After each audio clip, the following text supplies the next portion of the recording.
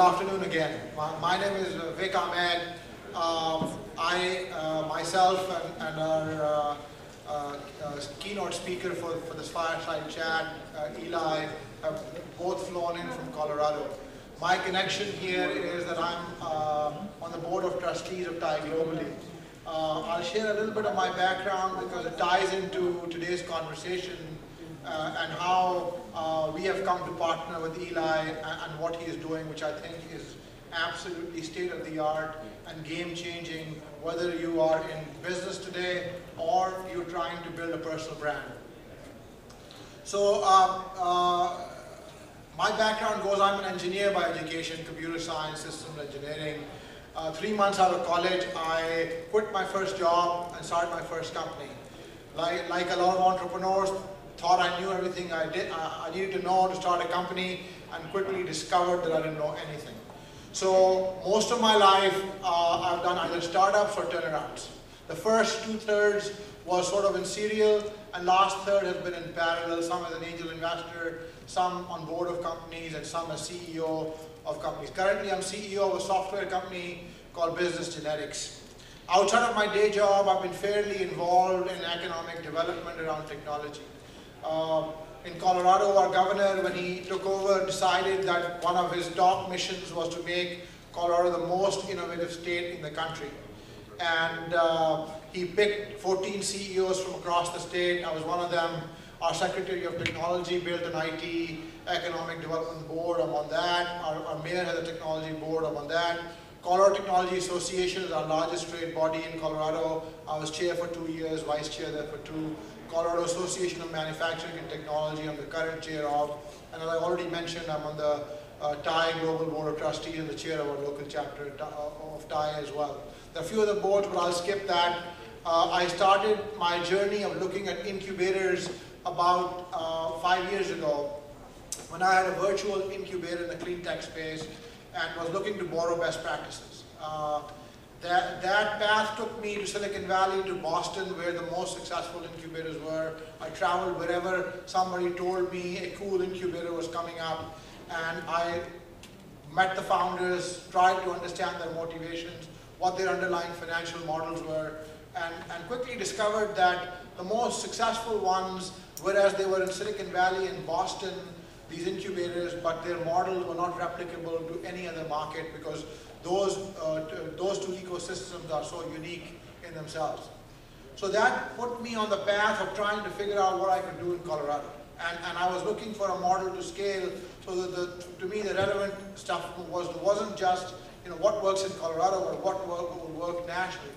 So it took me a few years to figure out my economic model, and I launched our incubator, Innovation Pavilion, last year, January. We've got 75 companies. It's a building of 80,000 square feet. We do about 45 events a month. We've got about 80 mentors, and we're launching a number of programs like helping companies get funding, corporate partnerships, mentors, service providers, university connections, peer-to-peer learning, flexible real estate, and all those things that incubators provide. We try to collect best practices across the country and package them so we can replicate in each one of our locations. We are just in the process of finalizing the deal on our second building and expect that to open up in the next 30 to 60 days. We're also looking nationally at different markets to open these incubators up. So that's a little bit of a backdrop. And before I request our keynote, Eli, to come over, just a little background on one of the projects that I'm involved in, which is STEM education. So our governor, 2 years ago, I joined the COIN board. He had asked me to look at the education sector and innovation in that sector. So my knowledge until then was, having been a student myself and having 3 kids and concerned about their future. There's high school, the middle school, the university, and all that. That was the extent of it. But when I got involved in education, some of the fears that I had about the education system turned out to be really true. And today, I've been on this path for the last year and a half, feel very strongly about it. I think the university system, not only the university, our education system is completely broken. Not only do we need to look outside the box, we need to throw away the box here.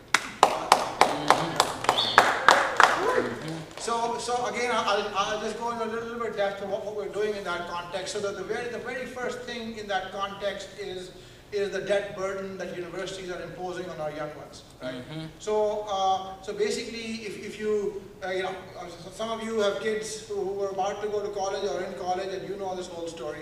Today, if you graduate with a history sociology degree over here, boy, not a bright future out there. The young man who spoke before me on networking seems like a really bright person, and despite his education has obviously done well. But for most people who take on the debt to go to college, they really have no realistic way of ever paying that debt back, ever.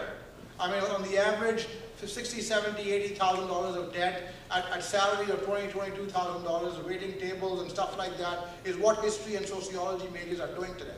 Okay, and as we know, bankruptcy is not going to save them either. So the advice that we got when I was growing up, go to college, go to college, go to college, that's the only way to do, which was good advice. I mean, it obviously served me well, is no longer a valid advice. Is no longer valid. I believe that, unless it's paid for, you better think 100 times before you choose to take on debt to go to university. So I'm not going to go into too much depth today because the subject matter today is crowdfunding. But in that context, what we're doing is we've partnered up with the STEM school. We're going to co-locate our incubators with the STEM school so we can provide experiential learning, technical skills, leadership and life skills, while the students are in high school focused on science, technology, engineering, arts, and math. Arts meaning digital arts. So that when they graduate, some of them already have associate's degree, they can completely bypass college and go take a job. And hopefully, if they want higher degrees, they go with the concept of stackable certificates versus these 4-year and 2-year programs, so they don't add on debt to their lives. So anyhow, I'm not going to say a lot more than that. In my whole model, whether it's looking at education, whether it's looking at helping startups get off the ground, what I find the most pivotal thing now is crowdsourcing and crowdfunding. It is so elementary that I think a person of my age can't even grasp it. I mean, I spend a lot of time with my friend Eli, who you will meet, who is absolutely an incredible person, and I think one of the top people in the country in this field, as you will find out in his presentation. It really requires unlearning things. I'll give a little pushback on the gentleman who was talking about networking here. That's the old model. That's the old model. The new model, I don't have time to follow up with anybody. There's no possible way that I'm going to go to people and say I'm going to call you back in 2 weeks when I have no agenda with you. Oh, that's impossible. I mean, that's unconceivable for me. The thing now is how do you draw people into your community. So you can have a one-to-N relationship, not one-to-one relationships, and you have to build them over time. So building communities is becoming key on a personal level and on a company level. And again, my friend Eli here is going to talk more about that in a bit more detail. So with that, without further ado, Eli Regalado, this gentleman has an incredible background, but if he goes on his life story, which I tell you, if you buy him a tequila or two at the bar, you may hear about it. I swear to you, it's the most incredible story. His personal journey, his personal story is eclectic. Nothing like anybody in this room, I guarantee you, who's followed. So I encourage you, he's easy that way. You buy him a free drink and he'll yap away at you. So you're in for a treat. With that, my friend Eli. Thank you. I'm going to hop down in front so we don't get some feedback on the speaker. So who here knows what crowdfunding is? Let me just see a raise of hands. Everybody? Mostly? Okay. Who has done a crowdfunding campaign? 2? Yeah? How'd it go? So I wasn't raised the money that I Okay, no problem. We use GoFundMe.com. What'd you say? We use GoFundMe.com. Okay. And we Awesome. Awesome. Anyone else? No? Okay, so we're just going to talk about crowdfunding, and when I was first talking to Vic, we were going to kind of talk about the whole ecosystem and, you know, where it's going and all this, and I said, you know what, at the end of the day, you know, if we're talking to a group of entrepreneurs, let's teach them to make some damn money with this thing, because it's not as hard as people think, and there's some really good logical steps that if you follow. You could trip on $10,000, right? $100,000 raises plus, no problem, every day, all day. So that's what we're going to talk about today. So crowdfunding, for those that do not know, is not a new thing. Anybody seen the Statue of Liberty? That was a crowd-funded project. The American Committee was short on funds. They needed to raise some cash. So Joseph Pulitzer used his paper called, what is it, I think The World, yeah, The World, and crowdfunded donations to actually get this thing erected. And people got a little mini statue for a little backer contribution, right? Cool. It's not a get rich quick scheme. I'm sure for those of you who have been around campaigns know it is a shit ton of work, right? But if you do it correctly, it can yield some high results. And it's not for the lazy. That's actually my buddy. No, I'm just kidding. So it takes a lot of work. It takes a lot of planning. But anything in business, obviously, if you do it well and do it right, it's going to yield some good results at the end game. It is not just for unfunded companies. Okay, has anyone ever heard of occipital? All right, no one's from Colorado but me. Oh, this guy's back. All right, cool. So occipital came out with basically a 360-degree camera app where you can kind of just go around basically 360 degrees and post these pictures online, you know, all kinds of cool, crazy, fun stuff with them. $7 million Series A led by the founder group, our buddy Brad Feld out of Colorado. Whoop. But they just launched a campaign 3 days ago, and that's 3 days so far. So, why would a company with $7 million in funding want to crowdfund? Customers? They don't have to pay, give up any equity or any payments. Oh my God, say that again. What's that? They don't have to give up any equity or make any payments for the money. Exactly. They don't have to pay back. It's not a marketing plan. It's part of the marketing plan, exactly, right? So what they're doing is they're building all this buzz around products, right? So build a bunch of buzz, and then usually it's a call to action for an existing company which says, okay, we're going to sell a product. Go to Best Buy and buy the new iPhone, right? So we have those lines, right? And what those Apple and all these companies do is they do what is called product launches. You do not want to show up slow in the market no matter what industry that you're in, right? Where most people fail is they go, all right, I got this cool idea. The first thing I'm going to do is I'm going to build a website. I'm going to tell people exactly what I'm going to do, and I'm going to do it in 30 pages of information and all these downloadable PDFs, and no one's going to buy a damn thing. Right? Teach you what happens. So this is my buddy Larry Roberts. Larry was the chief scientist of the ARPANET project, later became the internet. And he said, you know, Eli, it reminds me a lot of the internet when it first started. I said, okay, why is that? And he said, well, you know, there's this stigma or this, you know, lie that we're going to build this really crappy website, we're going to put it on the web, and all this money is just going to come pouring in overnight. And we all know what happened next, right? Doesn't work that way.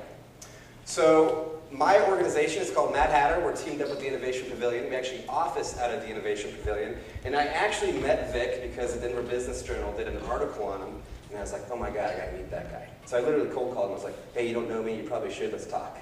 And Vic, being as cool as he is, after he told me to go to hell, said, let's do it. All right, so we are a launch agency. We're focused on launching cool ideas. Here's some of the stuff we do. Blah.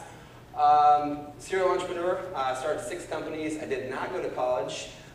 Vic said, you know, about my background. For those of you who want a little hint, I ended up going to prison for 4 years for stealing high-end sports cars.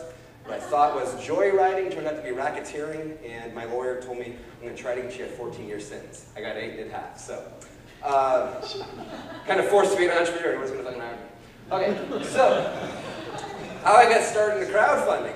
I was a marketing consultant for this magazine. It goes out to the Fortune 1000 CEOs, everyone in the House and Senate, every mayor, every governor, and every dean of every business school in North America. Pretty cool title, right? It's like, well, cool, yeah.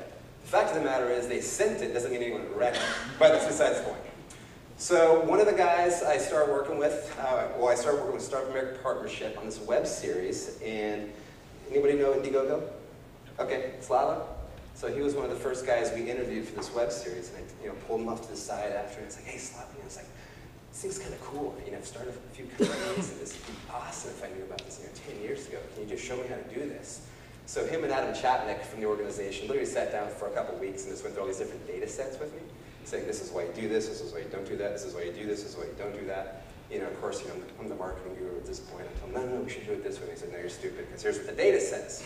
And when it all comes down to is, what does the data say, right? So it's like, well, no, I don't want to position my product that way. I want to call it this. Well, what are your customers going to buy, right? Look at your data. 2 success stories I want to poke out real quick. This is my friend Dawn Miracle. Dawn came up to me one day, and she goes, I have this great idea. And she goes, I have this idea for a straw. And I'm like, I knew it. And she goes, but wait, it won't melt in coffee. And I'm like, and? She's like, no, that's it. And I was like, that's stupid. And she's like, no, it'll be great, blah, blah, blah. I was like, okay, cool. Well, I knew if I could crowdfund a plastic straw, we could crowdfund anything. So literally, we ended up raising $18,000 for this straw. Okay? And then she got a $300,000 angel round. This is my buddy Michael Rosenblatt out of Boulder. He was on the team that designed the iPod when it came to market. And so Michael, very technical driven dude, engineer type, very, right? And I was like, what does this thing do? And he's like, well, it's just a set of Lego bricks that have accelerometers and sensors built into them, and I'm like, I don't know what the hell you just said. And he goes, well, no, it's real simple. It's just, and he did it for another 20 minutes. And I'm like, okay, cool, so you make things that do things? Yeah, and that's what we went to market with. So, $183,000 for a toy. This guy had no social network, no social skills, and we still raised that much money, and he got a $1 million angel round after. So what is the theme you see with both of these campaigns? They did a crowdfunding raise, and what happened next? Why? Because it validated what they're doing. Oh, holy shit, people bought it, right? It's like, cool. Yeah, it's a lot easier to get money when you have sales. So instead of basically building all this anticipation and driving people to a point of sale, you're going to build this anticipation and drive these people to a pre-sale. That's all it is. Get the word crowdfunding on your mind. All it is marketing at the end of the day, guys. Okay, so why this presentation? I got a 3-year-old son, and there's times I want to do that to him. No, but it sucks to see people fail, right? And I think that if people just knew the underlying core concepts of really what makes this thing move, we'd be a lot more successful. So that's what I want to focus on. So 60% of all projects fail. And people are kind of like, oh, shit, that's not bad. 60% is kind of good, actually, right? Except for the average raise is less than $10,000. Now, I don't know what kind of companies you guys start, but it's extremely difficult to get anything going with less than $10,000, right? It's very hard. So, crowdfunding. Everyone can fish, right? Anyone go fishing? You guys live in Tampa? There's like water, right? Yeah? Okay, cool. You got little kids fishing, and then you got people that can fish and catch bigger fish. Crowdfunding is the same way. You got a guy over here selling buttons, and he raised $180, and he's 180% of his goal. And then you got a guy hawking a sweatshirt that raised $1 million. What's the difference? Marketing. So crowdfunding is, I gotta read this, about building and connecting with your community. The money part comes after you succeed with the connecting part. Who would agree with that? Half of you? Okay. I'm going to prove it to the rest of you. All right. Anybody know the Tea Party? Ever heard of the Tea Party? Okay. So I'm pretty conservative on a lot of my views, but I didn't agree with a lot of what these folks were saying or their tactics. So I decided to start a political movement with 2 other people. Within a couple of weeks, we had 445,000 Facebook fans. Okay? 0 budget. And media took note. So we got featured in Fox, Washington Post, Christian Science Monitor, CNN, a bunch of other folks. 100% volunteer driven. And here's the thing with political movements. As soon as you take money from one side, I don't give a shit which one it is, you are now that side. Period. There is no gray area in politics, right? So we had a plan to raise some money because we had none, and we were tired of paying for all the servers. Because every time one of these organizations did a story, it's like the entire country flushed the toilet and came to our web portal, right? So it's just crazy. So we ended up basically making little business cards that said, I'm a coffee party founder, right? It was like 20 bucks. I'm like, God, maybe if we can get like 100 of these things sold, get some cash in. 20,000 people bought them. Okay? Don't plan on the fly. This is the biggest quote I get from almost every single person when they come to me and they say, hey, I got this crowdfunding idea. I want to help and raise some money. I'm like, cool. And I'm like, where are you at right now? And they say, well, we just launched. I'm like, oh, God. You know? And I'm like, okay, you know, how long did you set it for? I set it for 60 days so I could give myself time to figure it out. And I'm just like, don't do that. Just say no. Just say no to bad planning and say no to drugs. Okay, so this is what it looks like. Okay? Research and plan. Novel concept, I know, right? But you got to do it in marketing too. Build, right? Build your community. Build the people around you that are going to give you feedback. Involve people, okay? This is not a perfect process. And I'm going to get into just what that process looks like. And then you launch. And that launch drives people to your campaign. And if anyone wants these slides, you can just email me. My email address will be at the end, and I'll email to you. Okay, so with crowdfunding, you're taking in all this data, you're gathering all this stuff from people. Just grab what you can use, discard the rest. I call it drip syndrome, data rich, information poor, right? Glean the stuff that's going to be most applicable to you and just drop the rest. So teams with 4 or more people raise 80% more money. Statistically proven across every single platform in the United States. I haven't gone off to any countries yet, but this is the case. And here's basically the roles. Vision, who is the CEO? In this case, this is my client, Crystal Warmto. She was just written up in the Dallas Morning News. So she's the visionary. FTA, anyone know what FTA stands for? It's a technical term. Foot to ass. So this is the person that basically makes sure the campaign is on track and everything is getting done. Then you have the person that's doing research, you have someone doing social media, and of course you have your utility person, which is I'm going to fill in wherever I need to. Other skills, if you don't have them in the team that you need to look for, video and someone to write compelling copy. You got to be able to know how to talk in front of a camera and write succinctly. Okay, feasibility and research study. So the first thing we do before we take any project, this is one of our clients. Her name is Julie Adams. She's launching a shoe company. And she says, I want to do a shoe. And I'm like, okay, you want to do a shoe, that's cool. She goes, has shoes never been done before? And I'm like, I don't know, let's find out. Oh shit, there are shoes that have been done before. They raise a lot of money, right? So then what we do is we just go through, take some quick notes on these things, find out what's working, what's not. There's a few other columns on this guy that you can't see. But just get like an idea of what has been done and learn from those campaigns. Call those founders, okay? As long as you're not both selling snow boots, they'll probably talk to you. Trello.com. I'm just going to give you guys some quick tools here to use. It is the best thing ever to stay organized with. It's super easy. It is free. Free. Entrepreneurs love that. Okay, and it's going to keep everyone organized. All these little people you can assign tasks to, you just drag them and drop them on what task you want. It's awesome. If you guys do software, any type of project, use it. You want to focus on 3 things: blogs, forums, and influencers. Okay? So, how do you find bloggers to write about your campaign when it goes live? Hire a $50,000 PR professional? What if you don't have 50 grand? Know them beforehand.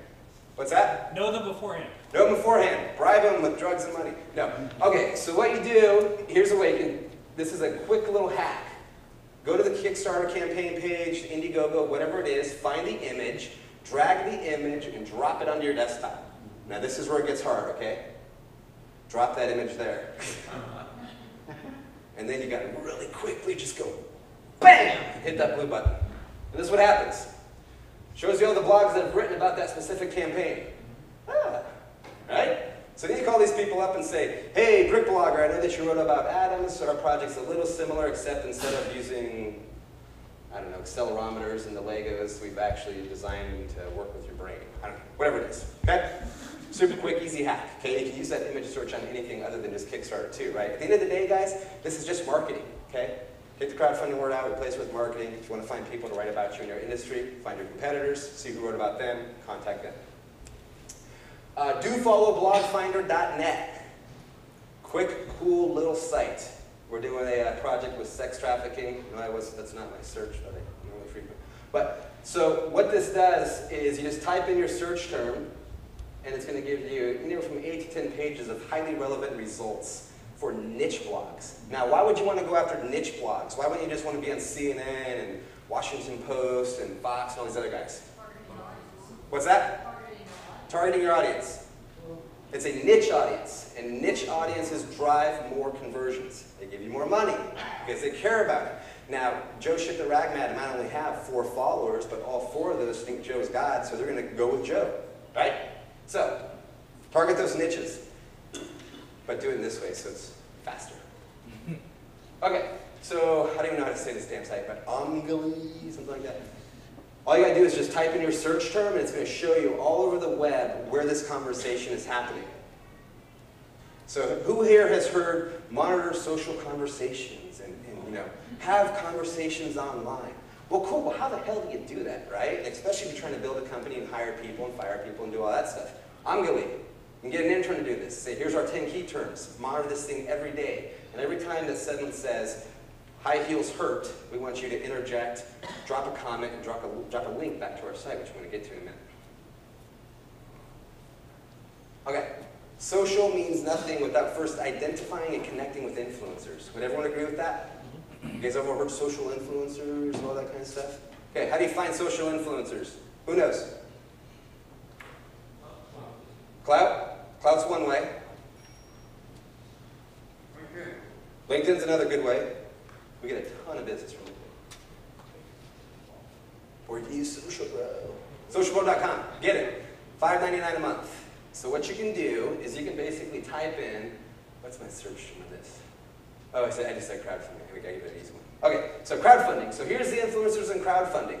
Shows you their followers, and shows you 2 different scores. So this is how influential they are, 1 to 1,000 in the community, and this 8, or this little blue bar, is how often they're tweeting, right? So how influential are they, and how often are they putting messages out, right? And you can sort these people in a graph view.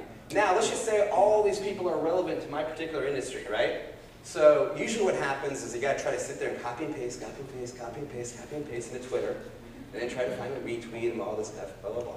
Okay, instead, you just click on the bottom, it'll say all, add all to list, pulls them all in one single column list. So that makes building relationships faster.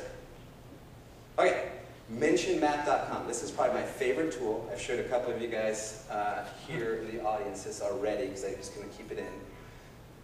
This is, if I could give you one tip, something to walk away, mentionmap.com. If you guys want, I'll sign autographs and put it on your arm later. So, what this does, Hugh Hardy, deputy editor of New York Times. Okay, so who in here is in the tech industry? Everybody? Okay, everybody's in the tech industry. Okay. Not in the tech industry. Does everybody know Quentin Hardy? Okay, well shit. Okay, so deputy editor for the New York Times on technology. Okay? So, how do you build a relationship with Quentin when every single person is pitching him? Do you just pitch him too? No. No. So what you do is you find out who Quentin is talking to. So I can plug his little handle in, and I say, oh, he's talking to B. Mayer. Who's that? And then I'm talking to Anna Fried, and I'm talking to Mike blah, blah, right?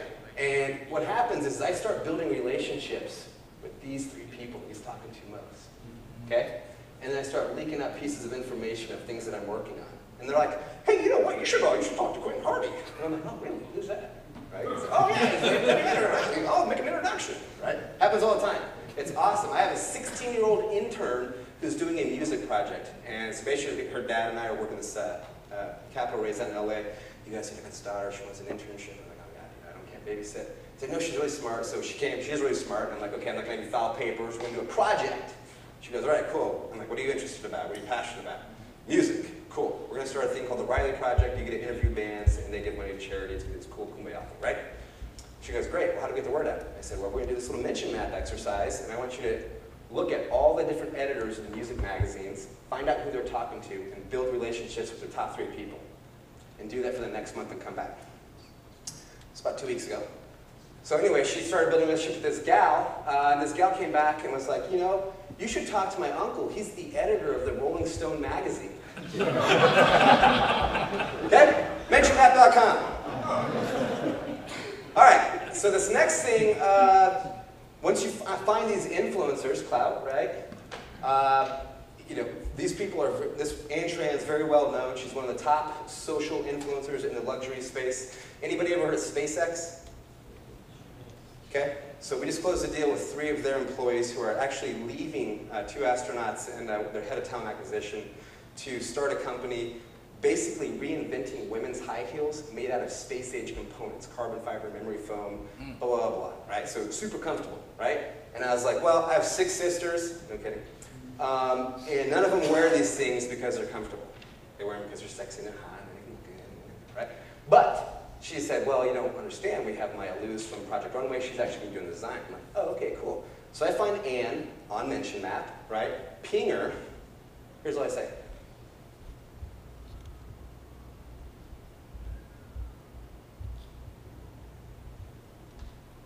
And my email said, Ann, I'm working on a team with a couple SpaceX employees and a Project Runway designer to reinvent high heels for women. Can we do a 5-minute chat? So Ann and I talked yesterday or the day before, what was that? 13, 14, 15, 16. What's today? 19th? 20th. Okay, so it's 19th. Yeah, that's right. And she goes, yes, Eli, this is great. I'm in. Boom. That's it. Okay? That's all it is. But I would have no clue who Ann was had it not been this little exercise.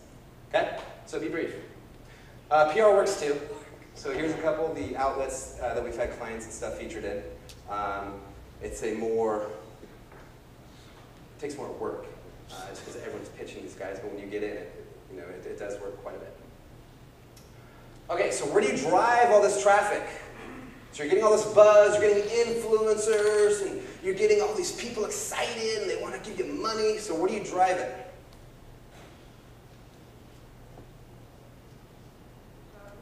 Where? Okay, I'll show you. Website. Okay, good. But with a little twist. We want what from them? Pre-sale. We want an email from them. Because we're going to market to these people till they're either dead or they buy something. So, this is one of the landing pages we're doing for the SpaceX folks, right? Comfy and sexy high heels are coming. Put your email address below and we'll let you know how, blah, blah, blah, blah. Right? 300 signups as of this morning at lunch yesterday. Okay? Now, who here could handle a few extra thousand people on their email list when they launch a new product? Everybody. This is why you do it. Then, once they've entered the email address, you funnel them to this page. Okay? Real simple. You guys ever heard of leadpages.net? Okay, write it down. So leadpages.net. Very inexpensive landing page software, guys. I think it's like $30 a month, or you can get the Premier package for like 60. And what this allows you to do is build these things. I built this thing in 5 minutes. Okay? 5 minutes, threw some titles in there, changes. I made it look all feminine. I got the little Tiffany's aquamarine color. Okay? Research that. Okay, so then now they basically come in. These videos, this is just a sample, yeah. So these videos are long format videos. So everyone's always heard, hey, if you go over 3 minutes on video, you're dead, blah, blah, blah, right? It's all bullshit, okay? Because what you're doing with this video, you are not selling anything. You are only explaining what you are doing. And you are asking for what? Advice. Huh? Advice. Advice. And what? Feedback. Boom! But we're going to do it via Facebook so everyone gets to know about it. So every time that Deanna writes a little thing on this Facebook, or on this little widget, it goes on her wall. And now all of a sudden I see, well, why is Deanna talking about reinventing high heels? What the hell is that? You know, we're buddies, and she didn't talk about it at drinks last night. I'm going to have to have a talk with her. But I'm going to click. And what happens when I click? Oh shit, I got to get my email address. That's called a viral loop, folks. Use them. They're easy. Okay. Messaging. Everyone remember Clinton? Okay. What was this one thing that he ran with? His phrase. It's on the screen if you guys don't remember. It's the economy, stupid. Okay, who here in the technology industry has a complicated technical product? 2 people? Okay, 3, 4, okay. So everyone comes to me and they say, you know, I say, okay, what is your product do? And make it very, very brief. 10 minutes later, I'm like, that's it? Keep it very simple, right? I mean, if you think about the President of the United States, right, you got roads, you got infrastructure, you got schools, you got blacks, whites, Chinese, Japanese, Indians, you know, all this stuff happening, and then you got all this shit just going around. Like, it's the economy, stupid. Because everything he said after that backed up that one statement. Well, what do you mean by that? Well, if we have a good economy, we're going to have better schools. If we have a good economy, we have a better military. If we have a good economy, we're going to have less race wars. Whatever it is, right? It's just, what is that one thing that you can boil down and give to the media, because that's what they're going to run with. And if you don't narrow down your message, the media's going to do it for you, and 9 times out of 10, it's not going to be in the format you want. So get that soundbite, keep it super, super simple, and then everything else you say after that, support that one soundbite. Everyone got it? Good? Cool.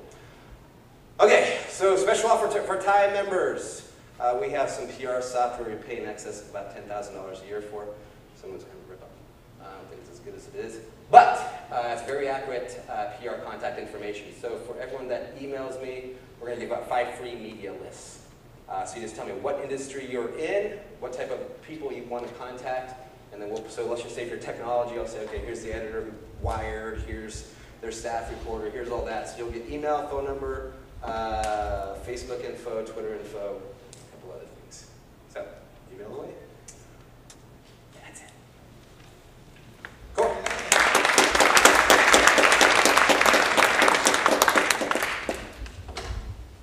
All right, we good? Okay, now if you've got a question and answer session over here, I'll kick it off and start thinking if you have any questions for Eli or for myself also, we'll be happy to address them. So, everybody is talking about crowdfunding, Eli, and it seems that everybody's focus is how can I raise some money with it. But from your presentation and what I'm hearing around there, it seems it's a lot more than that. It seems like it's a way of communicating who you are, what your value proposition is, and getting feedback from the market. What are your thoughts on it being a platform for something other than fundraising? Yeah, Hello? Okay. Yeah, I mean, it absolutely is a platform for feedback if you use it in this context, right?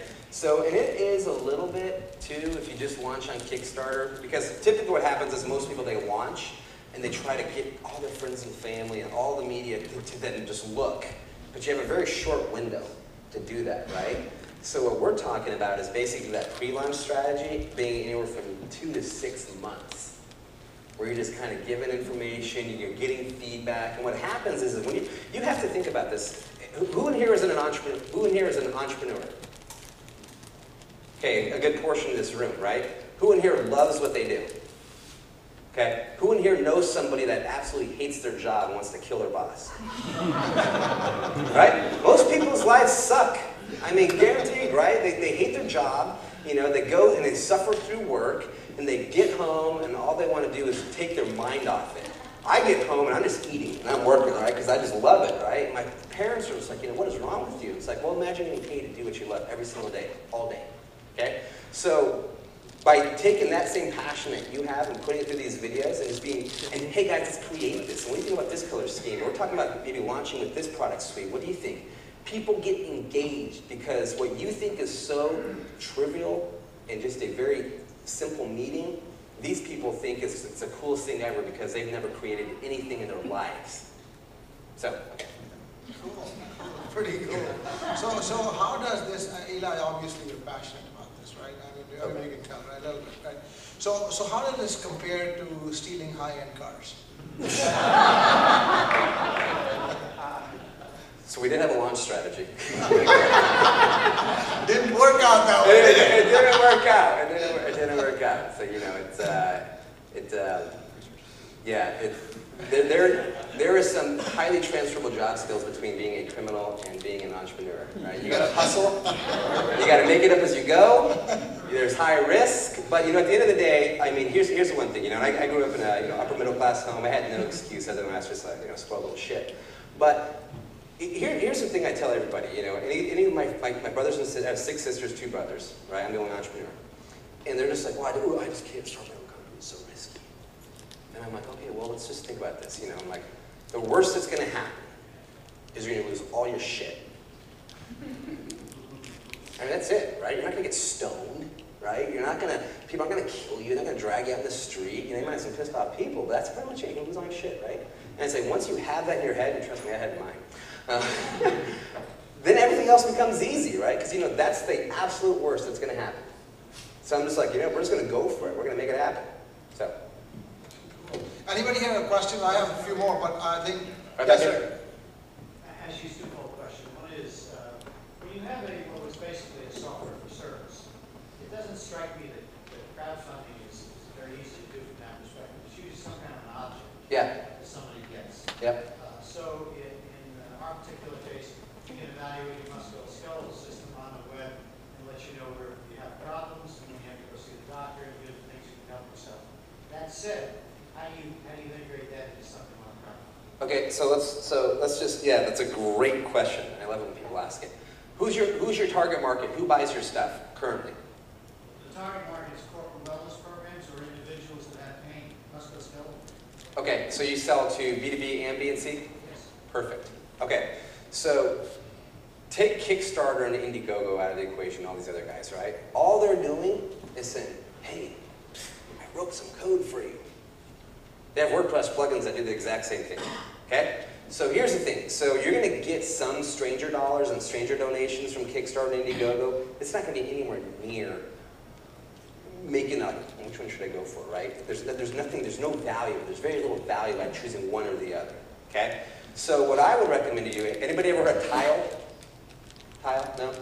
Tile is, if you guys look it up online, it's a little, what do you call it, a dongle or object, white object with a little ring in it. You can put it on your keys, you can put it on your laptop, put it on your phone, put it on your wife.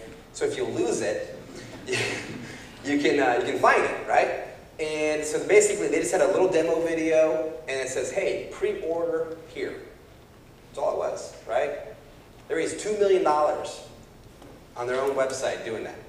Okay? So to your question, you know, if we have a software as a service, you know, find those people who are influential in those communities. So maybe it is, you know, hey, we're going to bring together a group of, you know, corporate wellness program directors, right? These 5 people, we're going to ask them for their feedback. We're going to model a product around them, right?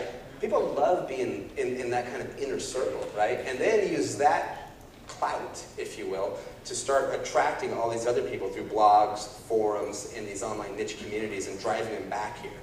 Can I attempt to give an opinion on the very key question? So I come from that world, you know, the traditional world where you build a software or a platform and you're trying to sell it to, you know, whichever consumer market, business to business market, whatever it is. And when this whole wave of social media and all this started, you know, I struggled with it a heck of a whole lot, how that fits into my world, and I still do. And as much as I try, it is still a struggle for me. But I'll tell you what I gauge out of it, because I cannot think the same way Eli does, just like I cannot think the same way my kids do. I cannot, no matter how much I try. And that's really the challenge for people like me, and it may be for you as well. So my takeaway from spending time with Eli is as follows, that what you do is, no matter what business you are in, you absolutely have to build a community. Absolutely. Every interaction you have, instead of having to make phone calls to people you met up 14 days ago, which is, in my opinion, just not the way to go, is to add them to your community, okay? And then those relationships start forming to your customers' employees, and your partners, everybody. And then this crowdfunding, crowdsourcing, crowd messaging, no matter what you want to call it, becomes the vehicle for you to communicate with them. And you'll be shocked and amazed how many people, even people my age, are onto it because their kids and grandkids are using it and they are on it with them, right? So I don't care what business you're in. I'm going to make a flat out statement here. The only reason that you're not doing this is that you don't understand it. It is absolutely critical for your business. And the more you dig into it and learn it, you'll be better off. It is a way of communicating with no matter who, okay? And once you get into it, you will see the power of it and what it can do for it.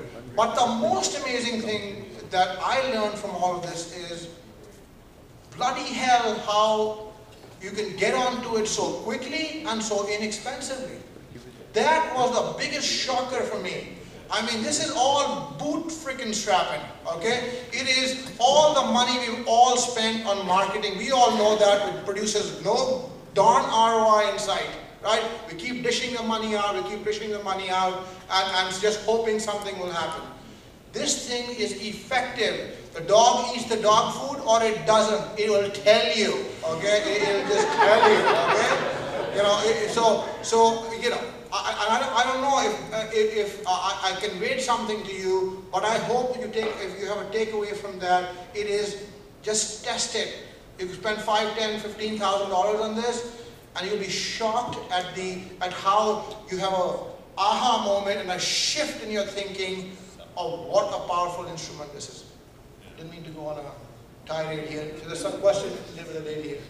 Yes, I hope somebody hears me that is also an attorney, business or SEC regulations, because I thought that there was a law that the SEC regulations, if you're a corporation, if you incorporate your business, you cannot do mass solicitation because the SEC will come after you. Is there anything new that we don't know about?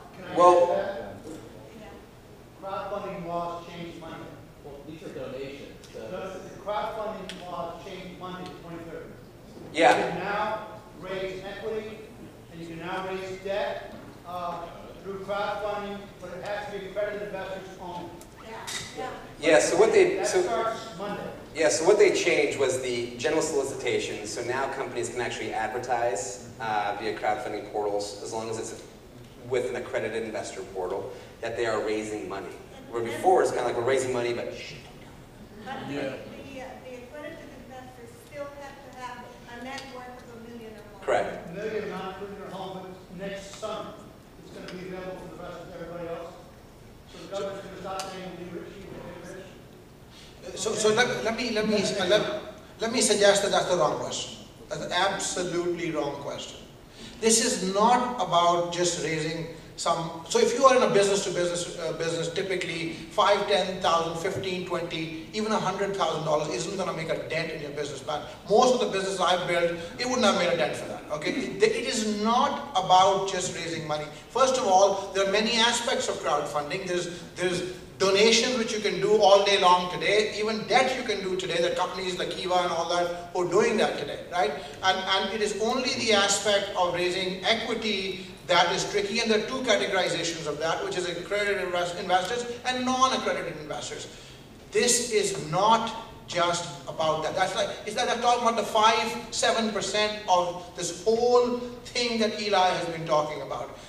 This is about how you pull together your value proposition and communicate it in the best possible way and have a platform to build a community and remaining connected to them. You may choose to raise money from them as a grant, as a debt, or perhaps later on down the road from accredited investors, and perhaps even further down the road from non-accredited investors. Yes, that may be part of the tactics that you deploy.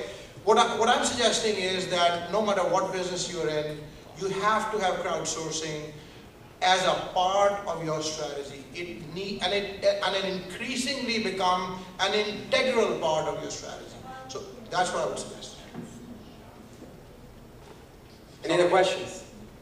Okay, I'll ask another question. So I I'm think we're gonna. running on one thing. Okay. Okay, last question. Last question. Anyone else in the audience before Vic asks one? Okay. Sure. How do you go on this website, and if you're not putting a product out there, you're putting a service, so you don't want to identify all the technicality of the service, because a lot of us being involved in IT, we don't want to disclose a lot of what we're doing because of the competition and all the countries involved that don't recognize our laws. So how do we go out and raise that fund? How do we raise funds for how many works like that? Yeah, so we run into this too, I mean, even for tangible goods, right? Tangible goods, software products, it's all the same. It's like, how much do you give out without giving away the farm, right? So, give me an example. Do you have something that you want to launch or you're looking to launch? Service-oriented. Okay, software? Yeah. Okay, So software, I mean, one of those top 3 things, you know, that you're going to launch with, you know, maybe I would always say, here's what we're going to do, right? We're going to do this, this, and this. And so some big, bold claim statement where most people are going to say bullshit. Comfy, sexy, high heels don't exist, okay? Or they're called easy spirits and they have like, you know, big chunky soul on them. So, big, bold statement that gets people's attention. Get those emails and just start talking about what it is, right? And then as you're going to start seeing people that are going to start asking some, the wheat's going to be separated from the chaff, right? And you're going to start seeing those people who are asking those very pointed questions. And if you want to single those people out and say, hey, you know what? You're asking some really good questions. We can put you in our private influencer group. So did you see that slide with like Ann Tran and whatnot? So in that group are politicians, VPs, you know, CEOs, a bunch of other group of women. They still have access to the videos, but we handle them with a one-to-one call, or excuse me, a conference call, right? So you got all these women, kind of birds of a feather, and they've signed NDAs, right? So we're kind of giving them the secret sauce. Now, we also involve some media people, and the best way to get your story out there is like, don't tell anyone, right? That's immediately what they did, right? So that's a good way to drip the conversation. Does that answer your question? Yeah, okay. so we have time after this thing in the break. I know one last question. Eli was kind enough to take time out of his busy schedule to fly down here and spend the time here. Just show of hands, you know, was this worthwhile? I mean, he was going all over the country. Thank you.